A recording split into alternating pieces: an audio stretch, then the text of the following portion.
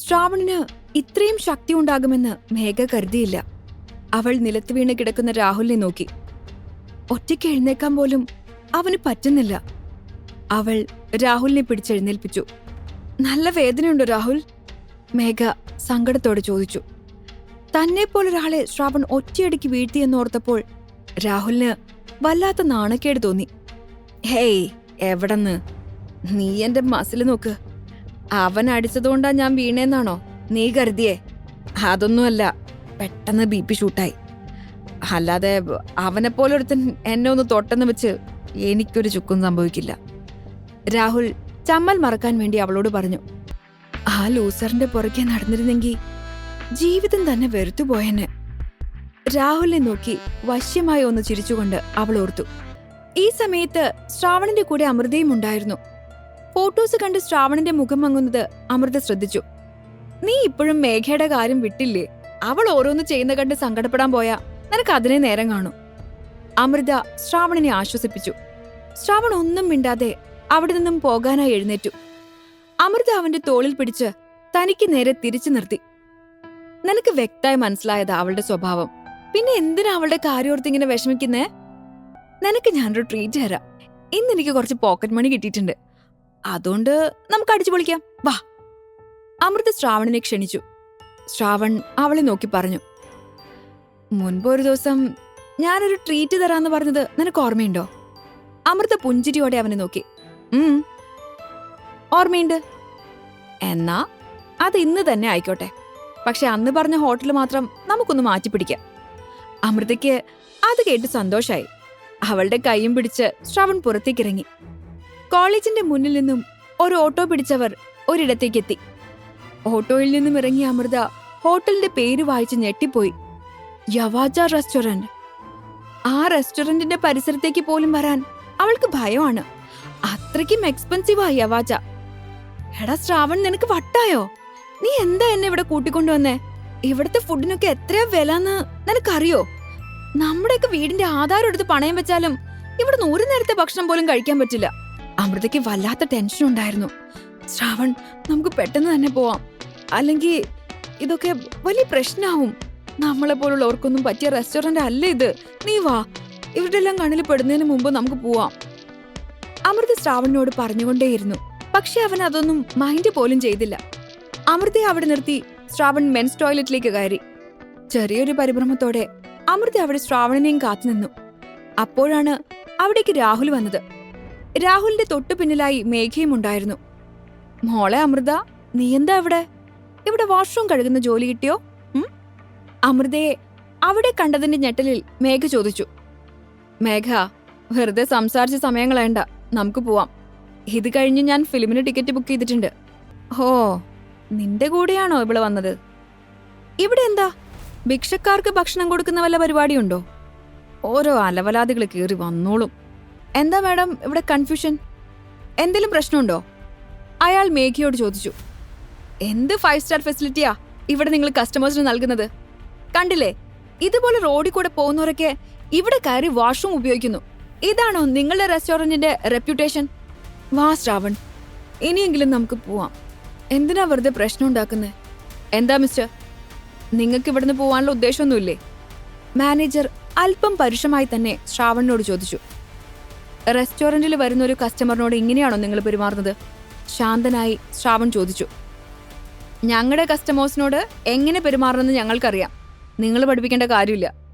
തൽക്കാലം നിങ്ങൾ രണ്ടാളും ഇവിടുന്ന് ഇറങ്ങാൻ നോക്ക്, മാനേജർ ദേഷ്യത്തോടെ പറഞ്ഞു. അപ്പോ ഞാൻ നിങ്ങളുടെ കസ്റ്റമർ അല്ല എന്ന് നിങ്ങളോട് ആരെങ്കിലും പറഞ്ഞോ? ഇവരൊക്കെ വന്നിരിക്കുന്നത് പോലെ തന്നെയാ ഞാനും ഇങ്ങോട്ട് വന്നിരിക്കുന്നത്. ഇവിടെ വരണമെങ്കിലേ മുൻകൂട്ടി റിസർവ് ചെയ്യണം. രാഹുൽ അവനെ കളിയാക്കുന്നത് പോലെ പറഞ്ഞു. ശ്രാവൺ, അവർക്ക് വലിയ വലിയ ആൾക്കാരാ, വെറുതെ അവരോടൊന്നും പ്രശ്നം ഉണ്ടാക്കണ്ട, നമുക്ക് പോവാം. അമൃത അവനെ പിടിച്ചു വലിച്ചു. എന്റെ അമൃത, നീ ഒന്ന് വെയിറ്റ് ചെയ്, ആവശ്യമില്ലാതെ ടെൻഷൻ അടിക്കല്ലേ. ശ്രാവൺ മാനേജറുടെ അരികിലേക്ക് ചെന്നു. ഞാൻ ഇവിടെ ടേബിൾ ബുക്ക് ചെയ്തതാ, ടേബിൾ നമ്പർ 8.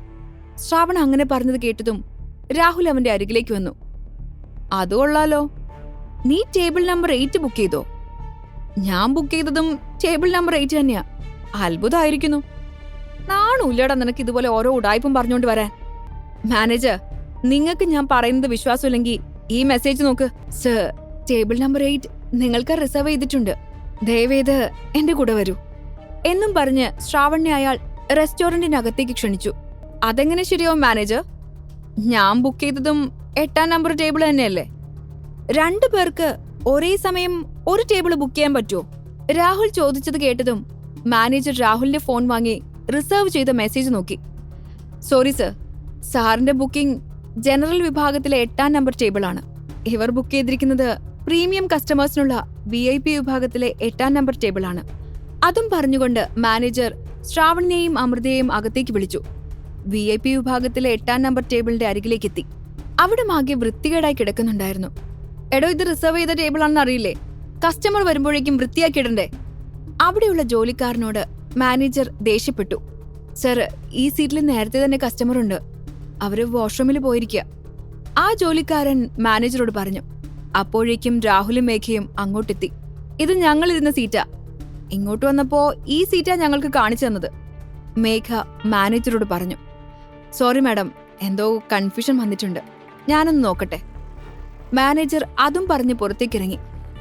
നോക്കൂ ശ്രാവൺ, നിന്റെ വൃത്തികെട്ട ഗെയിമും കൊണ്ട് ഇങ്ങോട്ട് വരണ്ട. ഞങ്ങളുടെ ഒരു നല്ല ദിവസം നശിപ്പിക്കാൻ വേണ്ടി ഈ പ്രശ്നങ്ങളൊക്കെ നീ മനഃപൂർവ്വം ഉണ്ടാക്കുന്നതല്ലേ? മേഘ ദേഷ്യത്തോടെ പറഞ്ഞു. ഇപ്പൊ നമ്മളൊന്നും പറയണ്ട മേഘ, ഇവനെന്തോ തട്ടിപ്പും കൊണ്ട് വന്നിരിക്കുക. മാനേജർ ഉടനെ വരുമല്ലോ, അപ്പൊ രണ്ടിനെയും കഴുത്തിന് പിടിച്ച് പുറത്തേക്ക് തള്ളുന്ന കാണാം. രാഹുൽ മേഘയെ സമാധാനിപ്പിച്ചുകൊണ്ട് പറഞ്ഞു.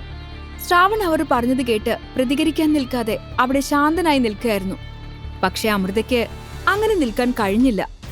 മേഘയുടെ ഓരോ പ്രവൃത്തികളും അവളിൽ വല്ലാത്ത വെറുപ്പുണ്ടാക്കിയിരുന്നു. ഇത്രയും ദുഷ്ടാവാൻ പറ്റുന്ന എങ്ങനെയാടി മേഘ നിനക്ക്? എന്തൊക്കെ സഹായങ്ങളാ നിനക്ക് വേണ്ടി ശ്രാവൺ ചെയ്തിട്ടുള്ളത്? എത്രത്തോളം നിന്നെ സ്നേഹിച്ചിട്ടുണ്ടവൻ, എന്നിട്ട് നീ അവനൊരു ശത്രുവിനെ പോലെ എങ്ങനെയാ കാണുന്നേ?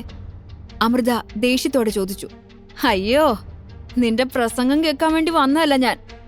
ഇത്രയും വലിയ റെസ്റ്റോറന്റിൽ അതിക്രമിച്ചു കയറിയതിന് ഇപ്പൊ പോലീസ് പോക്കാൻ വരും 2 എണ്ണത്തിന്. ഇതൊക്കെ അവരോട് പറഞ്ഞാ മതി. വാ രാഹുൽ, നമുക്ക് ഭക്ഷണം കഴിക്കാം. അത്രയും പറഞ്ഞുകൊണ്ട് മേഘ അവിടെ ഇരുന്ന് ഭക്ഷണം കഴിക്കാൻ തുടങ്ങി. പെട്ടെന്ന് മാനേജർ അവിടേക്ക് കയറി വന്നു. സോറി മാഡം, ഇത് പ്രീമിയം കസ്റ്റമേഴ്സിന്റെ VIP സെക്ഷനാ. മാം ബുക്ക് ചെയ്തിട്ടുള്ളത് ജനറൽ വിഭാഗത്തിലുള്ള 8-ാം നമ്പർ ടേബിളാ. ദയവായി അങ്ങോട്ട് ഷിഫ്റ്റ് ചെയ്യൂ. ഓർഡർ ചെയ്ത എല്ലാ ഭക്ഷണ സാധനങ്ങളും ഞങ്ങൾ അങ്ങോട്ട് എത്തിച്ചേക്കാം. ഇവിടെ മറ്റൊരു ടീമാ ബുക്ക് ചെയ്തത്, അവര് കാത്തു നിൽക്കാണ്. മാനേജർ വളരെ താഴ്മയോടെ മേഘയോട് പറഞ്ഞു. പിന്നെ നിങ്ങൾ ഇവിടെ എന്ത് നോക്കി നിൽക്കായിരുന്നു? ഞങ്ങൾ കയറി വന്നപ്പോ മെസ്സേജ് നിങ്ങളെ കാണിച്ചല്ലേ? അപ്പൊ ഇതാണ് സീറ്റ് എന്നും പറഞ്ഞ് ഇവിടെ കൊണ്ടുവന്നിരുത്തിട്ട് ഇപ്പൊ ഇവിടുന്ന് ഷിഫ്റ്റ് ആണെന്ന് പറയുന്നത് ഇത് എന്ത് മര്യാദയാ? ഞങ്ങൾ ഇവിടെ നിന്നും പോവില്ല, ഇവിടെ തന്നെ ഇരുന്ന് ഭക്ഷണം കഴിക്കും. മേഘ ദേഷ്യത്തോടെ പറഞ്ഞു. മാം, നിങ്ങൾക്ക് ഈ സീറ്റ് കാണിച്ചു തന്ന ആ വെയിറ്റ് ഇവിടെ പുതുതായി വന്നതായിരുന്നു, അയാൾക്കറിയാതെ പറ്റിപ്പോയതാ. നിങ്ങൾ ഇവിടെ ഇരിക്കുന്നതുകൊണ്ട് ഞങ്ങൾക്ക് വിരോധമൊന്നുമില്ല, പക്ഷേ VIP ചാർജുകൾ നിങ്ങൾക്ക് ബാധകാവും. മാനേജർ മേഘയ്ക്ക് പറഞ്ഞു മനസ്സിലാക്കി കൊടുത്തു. അവനെപ്പോലെ വെറൊരു ഡെലിവറി ബോയ്ക്ക് ഇവിടെ ഇരുന്ന് കഴിക്കാൻ പറ്റുമെങ്കിൽ എന്റെ രാഹുലിന് ഇതത്ര വലിയ വിഷയമല്ല, മേഘ പറഞ്ഞു. അത് കേട്ട് രാഹുലിന്റെ മുഖം വാടി. VIP സെക്ഷനിൽ ജനറൽ വിഭാഗത്തിനേക്കാൾ അധികം പണം നൽകേണ്ടി വരുമെന്ന് മാനേജർ പറഞ്ഞത് അവൻ ഓർത്തു. മേഘ, എന്തിനാ ഒരു വഴക്ക്? നമുക്ക് നമ്മൾ ബുക്ക് ചെയ്ത ആ സീറ്റിലേക്ക് തന്നെ പോവാം, രാഹുൽ പറഞ്ഞു. പറ്റില്ല രാഹുൽ, ഇവിടുന്ന് എണീറ്റ് കൊടുത്ത് അവരുടെ മുന്നിൽ ഒരു കോമാളിയെ നിൽക്കാൻ എനിക്ക് വയ്യ. ഞാൻ ഇവിടുന്ന് എങ്ങോട്ടും വരില്ല. പ്ലീസ്, ഞാൻ പറയുന്നൊന്നും മനസ്സിലാക്ക്. പണത്തെപ്പറ്റി ചെറിയൊരു ആശങ്കയുണ്ടെങ്കിലും രാഹുൽ മേഘ പറഞ്ഞത് സമ്മതിച്ചു. ഞങ്ങള് VIP സെക്ഷനിലെ ക്യാഷ് പേ ചെയ്തോളാം, രാഹുൽ മാനേജറോട് പറഞ്ഞു. സർ, ബുക്കിംഗ് ചാർജ് അഡ്വാൻസ് ആയിട്ട് അടക്കണം. 50,000 റുപ്പീസാണ് VIP സെക്ഷനിലെ മിനിമം ഫുഡ് പാക്കേജ്. മാനേജർ പറഞ്ഞത് കേട്ട് രാഹുൽ ഞെട്ടിപ്പോയി. അത്രയും പണം ഇപ്പോ അവന്റെ കയ്യിലില്ലായിരുന്നു. എക്സ്ക്യൂസ് മീ, നിങ്ങൾ കുറെ നേരമായാലോ ഞങ്ങളിങ്ങനെ നിർത്താൻ തുടങ്ങിയിട്ട്? കാര്യം പറ, ഞങ്ങളിവിടെ നിൽക്കണോ അതോ പോണോ? ശ്രാവൺ ദേഷ്യത്തോടെ ചോദിച്ചു. അപ്പോൾ മാനേജർ പറഞ്ഞ VIP സെക്ഷനിലെ ചാർജ് കേട്ട് അതിശയിച്ചു നിൽക്കുകയായിരുന്നു മേഘ. 50,000 രൂപ. അപ്പോ ശ്രാവൺ ഇങ്ങോട്ട് വന്നത് അത്രയും രൂപ ചെലവാക്കിയിട്ടാണെന്നോ?